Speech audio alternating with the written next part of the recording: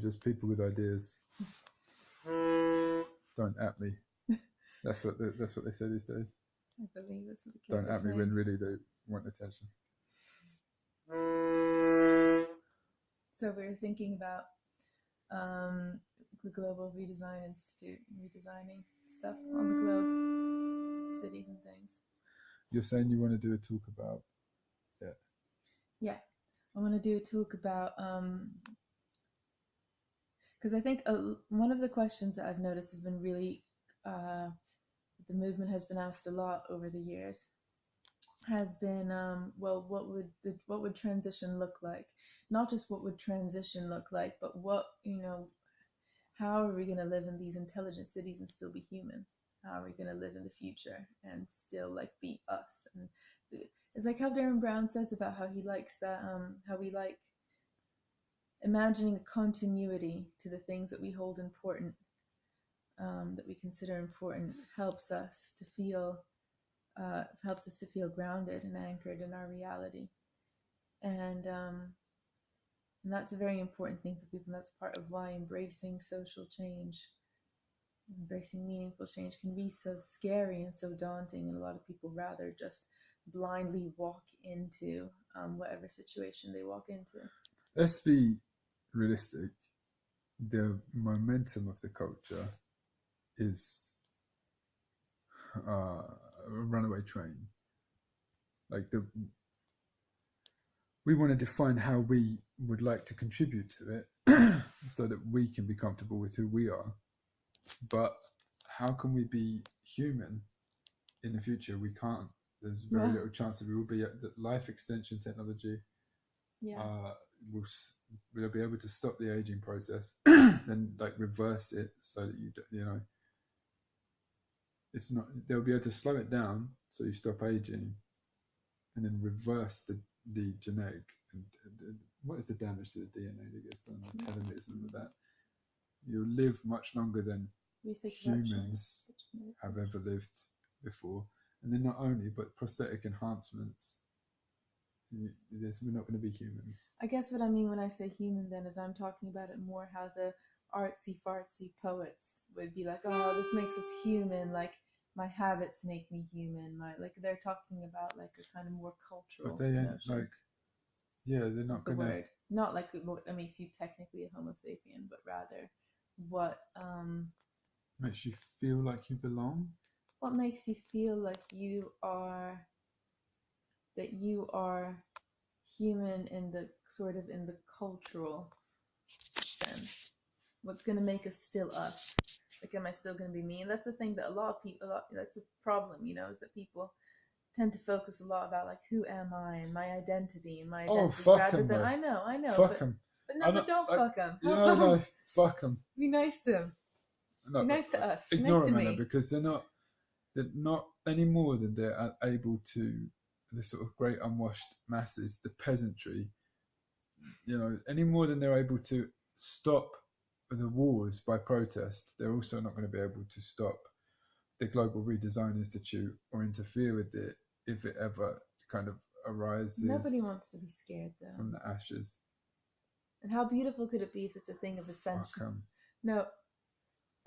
I'm not saying I'm saying fuck them because you're not empowered to choose for people whether or not they're comfortable with the necessary changes. All you can really do when you're doing stuff, when you're doing your thing, is to do your thing in the most kind and conscientious and functional way that you can, and aim the arrow straight and true, and you're not responsible. Well, that's what I'm saying. Yeah. So then let's talk about what the Global Redesign Institute, how people who are that way inclined can contribute to it. So it needs to have databases and websites and smartphone apps and all of that business. Well, ideally, you'd have a team of designers as well as a team of engineers. But you were saying, and I like what you were saying. What were you saying? Cafes and seed banks. Oh yeah, so I was talking about. I've just got all of these ideas. So it started. I've been thinking about it for a while, and the other day somebody was posting. My internet acquaintance was posting about this. I don't have Facebook, but she does, and a bunch of people are doing like this 10-year challenge. And they're like, oh, here's a selfie from 10 years ago, and here's a selfie from now. Now I challenge you to do the same. and she was doing something like I forget whether she was doing it or whether we were doing it together, but we came up with this idea anyway. We came up with this quality content for your YouTube channel. We came up with this idea of 10 years in the future, how stuff would be like. And that got me thinking about how so many things could change. So for example, you would have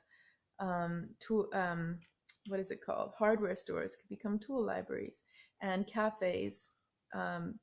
What instead of having cafes, what we would have would be curated indoor picnic spots. But grassroots, Anna, how can people that way inclined start to go about making these suggestions and viable changes known to their communities, and I suppose more importantly to the heads of their communities, their councils, their elders and so on, like without the databases and the websites and the smartphone apps? Like, is there a way to start to like earmark it? Like you're saying, when you walk around you see it, like you see in a visionary sense where like the florists would become seed distributors, the repurposing, and then the repurposing of these places, I think, would be a stepping stone to the exodus, so that the entire place, be it a village or a town, can be razed to the ground and then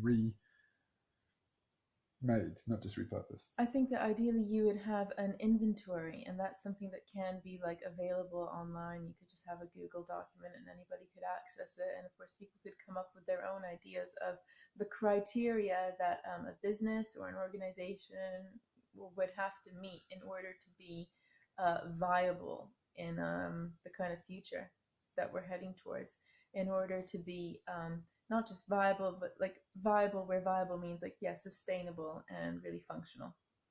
And developing that criteria, it would take a mixture of common sense, and then when we want to talk about like the energy and the power that these buildings industries would run on, then at that point you'd want to get some engineers involved potentially.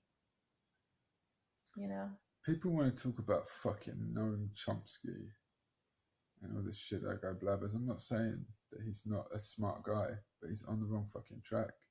Like, he's not talking about Global Redesign Institute. Everyone wants to swing out fucking blabber. What's the last thing I heard about Noam Chomsky? Most of the people on the earth are just starving to death. Oh, yeah, but the people who have the attention of the masses and who are like respected are fucking just talking a bunch of pants. I wouldn't say they're all entirely talking a lot of pants. Well, very much. But few people get to the nitty gritty and get to like the core of like the really super important. Russell Brand had a fucking the pear, the pear company. They got the Happy Pear. Yeah, and the title of his recent YouTube video is like, I forget, something like, what is sustainable and like ecologically friendly entrepreneurship or something. They're barking up the wrong fucking tree. Sustainable and economically friendly entrepreneurship. Fuck off. It's like one step forward, all these two faggots steps are back. too. Yeah, and I said faggots because it doesn't mean gay anymore. They're too fucking. Hey, that's not your word. They're too. All these niggas. It doesn't mean black people anymore. They're too busy, like rehashing old bullshit, and they're too afraid to actually get someone who knows what they're talking about. Because the people who know what they're talking about aren't like sexy. The Happy Pear guys are all like tanned and muscular and rich and really pleased with themselves. That's what people want to watch. They don't want to watch some short, fat, sweaty little cunt talking about like the shit that makes sense. Which is why no one's listening to you, Anna. Hey, you watch your filthy whore mouth. Look how beautiful I am. Listen to me. Look, I got a spot right here. It's your third eye. Thanks for listening, everyone. You got anything else you want to add, Anna? I think I've ruined it. I mean, yeah. I think I've made it unwatchable. We can just like cut all of that last bit out. We start to diss Noam Chomsky. And I've got some things I want to say about suicide and rape as well, but I'll leave that to you can next say time. that for another one. You're jealous of the Happy Pear people, aren't you? Yeah. You wish you could make that I'm good especially hummus. jealous of Leonardo DiCaprio. I'm an expensive watches. I know you I have talk status about anxiety. you At least I don't pretend that I don't watch. you talk about Leonardo DiCaprio like once a week, once a week. You'll watch you'll see an Instagram post of his, or because of course Instagram, that's what it's all about, fueling that status anxiety. Anyway, and so you'll see that, and you'll just look up at me, and you'll just be like, "Why fucking Leonardo DiCaprio?" And you just have a little Leonardo DiCaprio. And every time we watch a horror movie, I'm there like, "Holy shit! I'm so scared. I wonder what's gonna happen next." I'm such a sucker for those movies. As soon as there's a child in peril, I'm like, I will watch this to the end. I'll be on the edge of my seat. I'll jump at every crappy jump scare, and I'm just there watching it. And you're just like, "Fucking, why do they have such a nice house, man? I wish I had a fucking car." There's like something happens in a car, and you're like, "I wish I had a car. I wish it was a little bit taller. Yeah. I wish it was a baller." Leonardo DiCaprio is another perfect example. The fucking guy is invited to the United Nations. He has a huge viewership. He's a symptom. He's a lot symptom of the Matt crappy Damon culture. at Davos. Did you see that? Nope. Matt Damon has a website called water.org, and they have apparently bought clean water, which was previously unavailable, to millions of people all over the world through their entrepreneurial activities, which gives the monetary system the appearance of validity. It gives it it validates it. It gives it the appearance of having been validated, that you can use entrepreneurialism to bring clean water to millions of people who previously didn't have it. But it's not understood in a fundamental way that by utilizing and endorsing the money go round, in the short term, you may bring water to these people. In the long term, you erode the life value, the life-giving, life-sustaining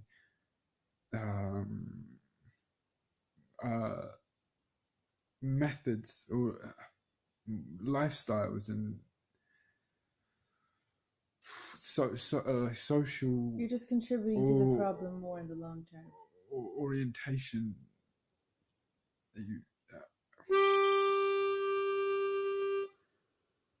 Fuck Matt Damon and Leonardo DiCaprio. Have I been very clear? I feel like I've articulately imparted my understanding, my knowledge. Yeah, you did good. And Bono, all these people, and why? Yeah. All right, Makes me want to fucking. You never liked U2. I liked that. Batman Forever. That by U2. That really had me on the camera for a The while. thing is, people don't really have. We should do it on the slide, really. Sorry. I think it's rare to find humans, generally Westerners that I have met and that I know about and that I see their output. There tends to be a kind of like collective amnesia, where we'll sort of just not really think too much about the past unless we're like, oh yeah, I remember that thing that I liked or that thing that I liked, but not like in an analytical recognizing trends kind of way. And similarly, we don't really tend to collectively trends forecast and think about the future in an imaginative, creatively productive way. By which I mean that we'll kind of like we'll feel a lot. Who are you talking about when you say we? We talking about all the fucking Westerners who I hang out with and see on social media. But I did say that. Top 10% white, that. Yeah. white folk. Yeah, mostly. But me mostly.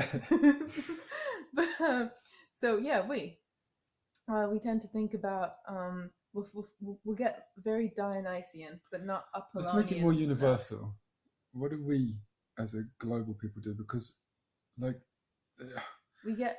That's what I'm trying to say. Let me finish. We get bogged down in a lot of fear about the future and feelings of nostalgia about the past. But when do we ever think analytically and creatively and productively about the past or about the future? We don't, because we're letting all of our impulsive emotions, which are then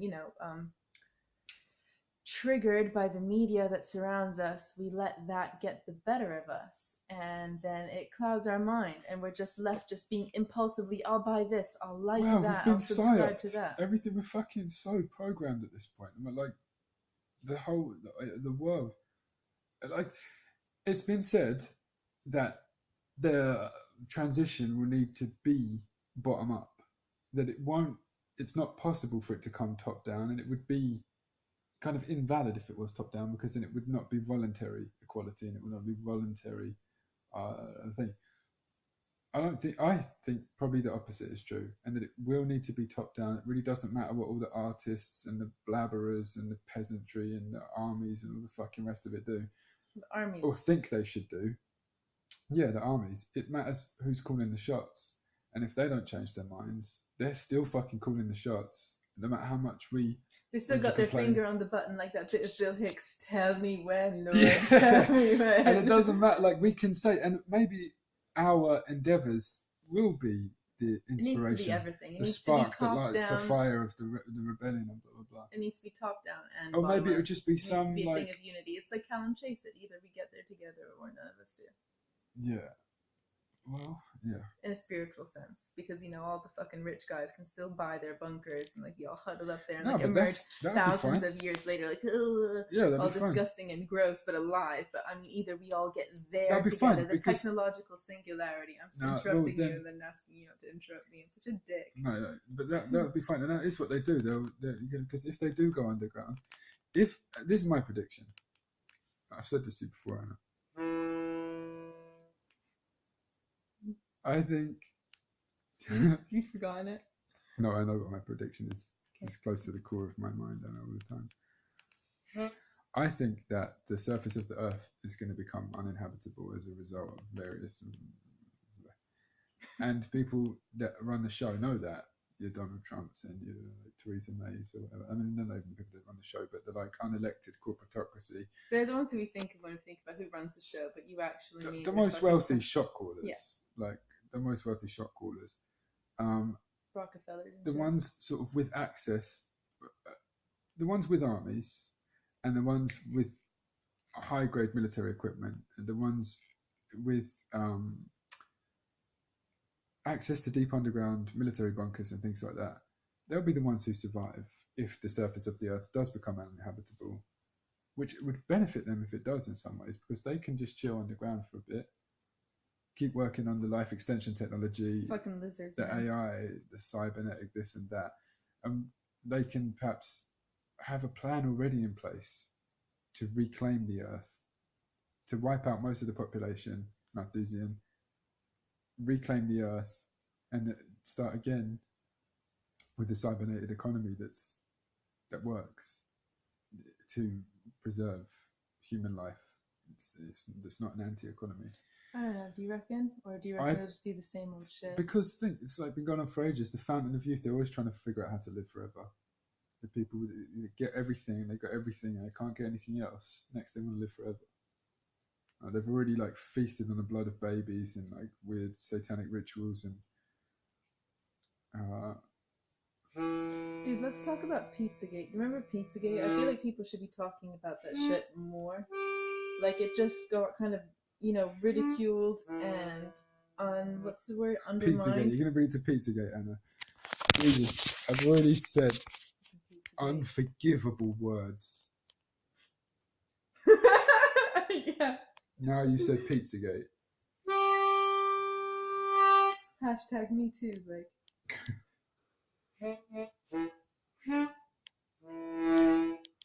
Oh fuck it! Why are we bothering to do this? I mean, we're just gonna keep this for ourselves, aren't we? Just talk. I'm gonna make this public now. Fuck him. You are going to. You're not going to. I feel like This needs to be public, Anna. This needs to be in the public eye. This is vital. If I've ever seen vital. Wait, you should round it up with a silly joke.